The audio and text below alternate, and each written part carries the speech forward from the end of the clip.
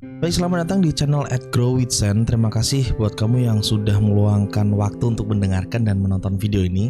Aku Sen Pollux, atau ya kamu bisa panggil aku Sen. Di sini aku akan berbagi insight, pengalaman dan sudut pandang tentang self improvement, healing, relasi, dan cara membangun hidup yang lebih sadar dan lebih berkualitas. Kalau kamu ngerasa butuh pendampingan lebih dalam lagi, kamu juga bisa konsultasi secara private sama aku.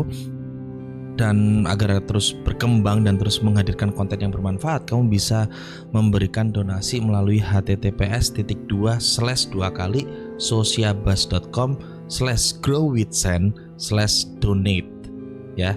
Dan ya kalau misalnya kamu ribet gitu ya, kamu bisa cek link yang ada di deskripsi gitu. Baik.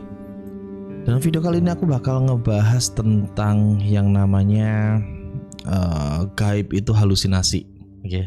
Banyak yang bilang bahwa terutama orang-orang yang punya cara berpikir by fakta gitu ya, data dan fakta, seorang yang berpikir logik gitu ya. Mereka punya sudut pandang di mana gaib itu sama dengan halusinasi gitu. Apakah benar? Oke, mari kita dengerin dulu ya, penjelasan aku. Sebentar ya, aku sambil duduk bersila deh, biar lebih enak, biar lebih santai juga. Oke. Jadi pernyataan itu diungkapkan oleh salah satu viewers waktu aku live di TikTok gitu ya. Temen kita ini, dia itu berstatement bahwa gaib itu adalah halusinasi. Lebih tepatnya, tapi bang, gaib itu kan halusinasi gitu. Nah, di situ aku ngejelasin secara singkat ya, dan udah aku bikin videonya di short YT juga, YouTube gitu. Nah, ini aku mau jelasin lebih detail, sedikit detail ya. Jadi, apakah gaib itu halusinasi gitu ya? Menurut yang aku pelajari gitu ya, apa yang aku dapat informasinya, jadi gaib itu gimana ya, bukan kayak hal-hal yang mistis gitu, enggak mistis sama sekali yang aku tangkap ya.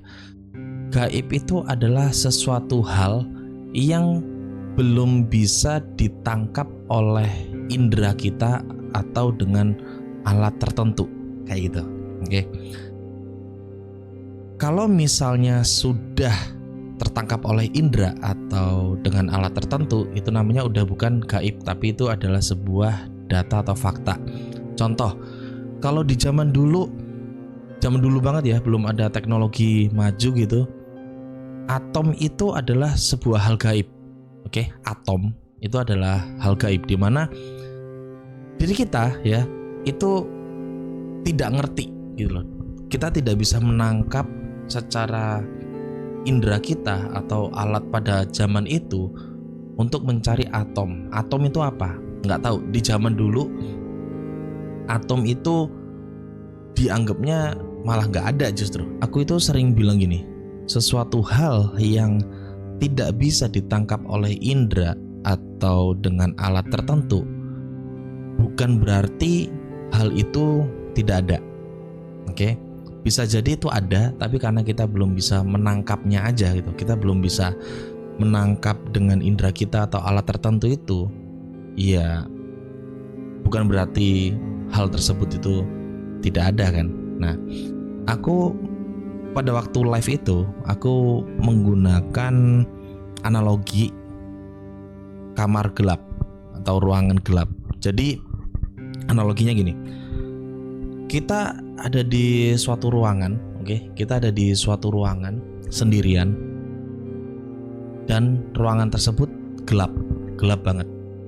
Dan kita hanya bawa satu lampu, satu senter aja, yang mana jarak cahaya senter tersebut maksimal adalah 1 meter, ngerti ya? Jadi kalau misalnya kita sodorin senter gini, cahayanya keluar, tapi jarak cahayanya itu maksimalnya 1 meter, oke? Sedangkan kamar itu luas banget. Oke, nangkep ya. Ketika kita sodorkan senter ke salah satu sudut kamar, kan jadi kelihatan tuh ya kan, dengan jarak 1 meter itu ya kan. Nah itu adalah science, itu adalah data, itu adalah fakta, itu adalah hal yang bisa kita tangkap dengan indera atau alat tertentu, si senter itu. Tapi kan masih ada zona yang lainnya, zona yang tidak tertangkap oleh cahaya. Nah itu adalah yang dinamakan dengan gaib. Oke, paham ya? Contoh-contoh nih ya. Teman-teman nih saat ini sedang melihat aku kan? Oke. Ada aku di sini, terus ada sofa, terus habis itu ada ya macam-macam lah ya. Ada tembok putih gitu. Ada tembok putih di sini. Ini adalah science. Yang kamu lihat sekarang ini adalah science. Ini adalah data dan fakta yang kamu tangkap dengan indera atau alat tertentu. Bisa dibilang yaitu kamera alatnya, oke? Tapi teman-teman nggak tahu kan, di balik kamera itu ada apa? Di sampingnya kamera itu ada apa? Oke, di samping sini. Nah, teman-teman yang nggak bisa lihat di belakang kamera, ya, itu namanya gaib. Jadi sekali lagi, gaib itu adalah sesuatu hal di mana kita tidak bisa menangkap dengan indera kita atau alat tertentu. Ketika kita bilang gaib, itu bukan berarti halusinasi. Oke? Sesuatu yang tidak bisa kita tangkap, sesuatu yang tidak bisa kita dengar, kita lihat, kita rasakan, belum tentu tidak ada. Oke, itu definisi dari gaib. Jadi gaib itu tidak hanya ngomongin soal hantu, terus apalagi jin, terus habis itu ya itulah hantu-hantuan lah, entah hantu di Indonesia, hantu di luar gitu ya. Jadi gaib itu bukan hanya hal-hal mistis seperti itu. Definisinya bukan itu yang aku tahu, oke. Tapi teman-teman, aku mau bilang bahwa ketika teman-teman udah paham tentang gaib ini, gitu ya, aku harap teman-teman tetap berpedoman pada sains, tetap berpedoman pada data dan fakta, oke. Kenapa? Karena itu yang bikin kamu tetap waras, oke. Karena sains, data, fakta, bukti ilmiah itu adalah yang membuat kamu tetap waras, tetap rasional. Oke. Karena kalau misalnya kita hanya mengandalkan gaib doang, kita percaya gaib gitu ya. Ya, itu kan sesuatu hal yang belum bisa kita tangkap. Gitu loh. Oke. Jadinya halu, mungkin bisa aja halu gitu ya. Kalau misalnya kita hanya berpedoman pada gaib doang, tapi kita tidak berpegang pada sains, data dan fakta, yang mana Allah gitu ya, Tuhan itu sudah memberikan otak untuk kita, untuk apa? Berpikir rasional. Ada yang namanya frontal lobe gitu loh. Ada yang namanya frontal lobe. Itu kinerjanya itu untuk berpikir rasional, ya, untuk masuk akal. Jadi seperti itu. Jadi gini, tetaplah berpikir rasional, tetaplah logik, tetaplah punya cara berpikir sains, tapi bukalah segala kemungkinan. Oke, bukalah segala kemungkinan yang tidak bisa ditangkap oleh indera atau alat tertentu. Kalau misalnya teman-teman nih yang sudah lama bikin penelitian gitu ya, atau orang-orang saintis lama gitu ya, bukan orang saintis baru atau mungkin ateis-ateis baru gitu, tapi orang-orang yang sudah lama bergelut di bidang penelitian. Dan kalau teman-teman baca jurnal, para peneliti pun itu juga sadar diri bahwa penelitiannya mereka itu terbatas, bukan sebuah hasil yang mutlak. Oke, karena setauku nih ya, dalam penelitian itu variabelnya itu harus dibatasi. Oke, variabel itu adalah kayak apa ya? Misalnya kita mau meneliti ketampanan itu, nilai dari ketampanan itu apa? Variabelnya. Misalnya dari kulitnya putih, tinggi, terus habis itu hidung mancung gitu ya, dan macam-macamnya, itu variabel namanya. Kalau misalnya seseorang punya kriteria itu ya, punya variabel-variabel tersebut dalam penelitian, berarti dia tampan kayak gitu. Oke. Kalau misalnya tidak punya hal-hal yang seperti itu di luar variabel, artinya bukan tampan gitu ya. Nah, dalam penelitian itu variabelnya dibatasi, guys.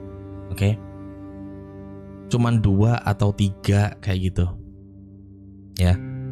Kenapa harus dibatasi? Karena kalau misalnya variabelnya unlimited, penelitiannya tuh jadi kemana-mana. Oke. Makanya dalam penelitian itu tidak ada yang bilang bahwa penelitian tersebut itu mutlak sudah selesai, enggak. Kecuali definisinya tuh hukum.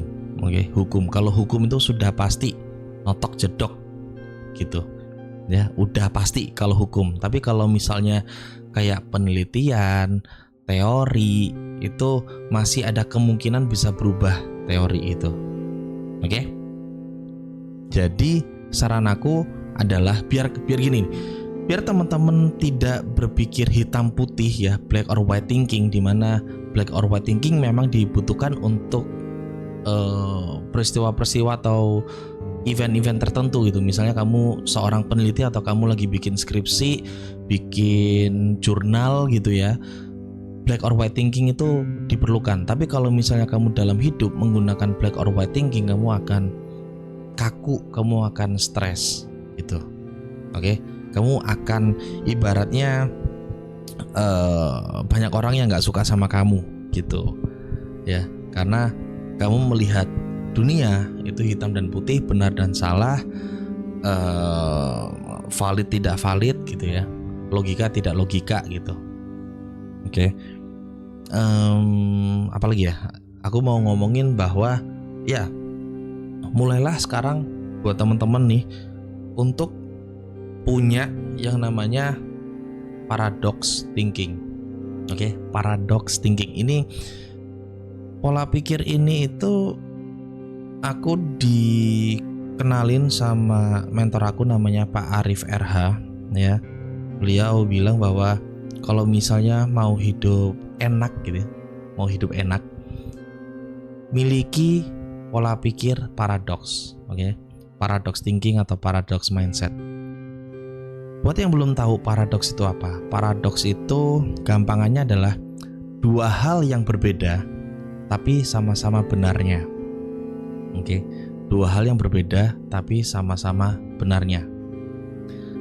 Ketika aku sudah mulai untuk punya pola pikir paradoks ini, hidup aku tuh jadi lebih santai, nggak gampang ngejudge, nggak gampang menghakimi, dan hidup aku lebih ya enak aja gitu, lebih rileks lah gitu. Karena ya aku ngerti bahwa tiap orang itu punya kebenarannya masing-masing.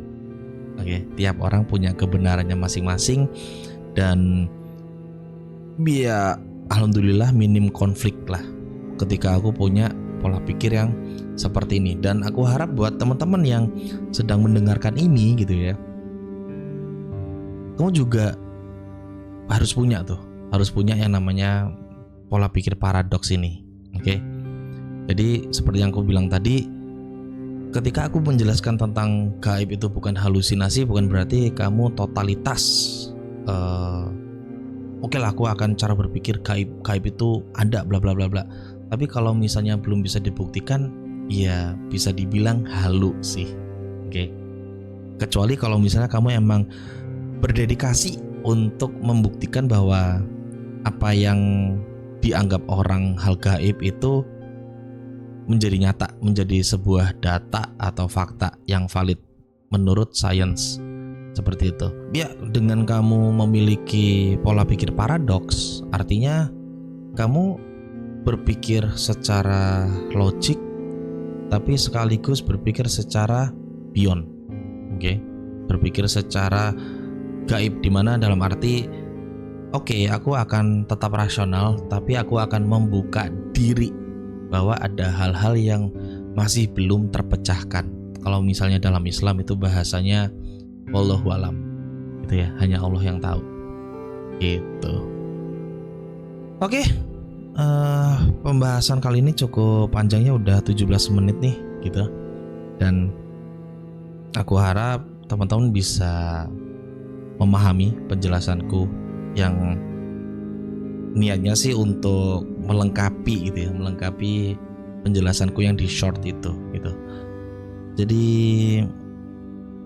ya segitu dulu pembahasan kali ini. Semoga apa yang aku sampaikan itu bisa membantu kamu melihat hidup itu lebih luas ya, sudut pandangnya lebih luas, lebih tenang, lebih sadar juga gitu. Dan aku pribadi, aku minta maaf kalau ada kata-kata atau kalimat yang kurang nyaman didengar gitu ya, atau bikin kamu tersinggung gitu selama aku menjelaskan di video ini gitu. Gak ada niat untuk menggurui atau menyudutkan siapapun di sini, oke? Sekali lagi, kalau kamu pengen konsultasi secara private sama aku, atau mungkin kamu ingin beli produk digital dari Grow with Sen dan mendukung channel Grow with Sen gitu ya, agar terus berkembang, kamu bisa langsung mengunjungi https://sociabuzz.com/growwithsen, atau kamu bisa cek linknya ada di deskripsi di bawah ini. Oke.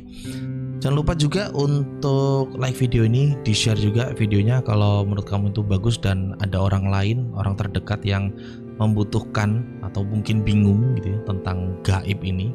Kamu bisa share, terus kamu juga bisa tulis pendapat kamu di kolom komentar ya, dengan sopan, dengan baik. Kalau misalnya mau ada debat boleh di kolom komentar, tapi ingat saling respect ya, nggak usah pakai kata-kata kasar atau yang gimana-gimana kayak gitu, oke? Dan subscribe juga channel @growwithsen ya, supaya kamu tidak ketinggalan konten-konten yang berfaedah, insya Allah berfaedah di berikut-berikutnya. So, aku Sen Pollux, pamit undur diri, bye-bye.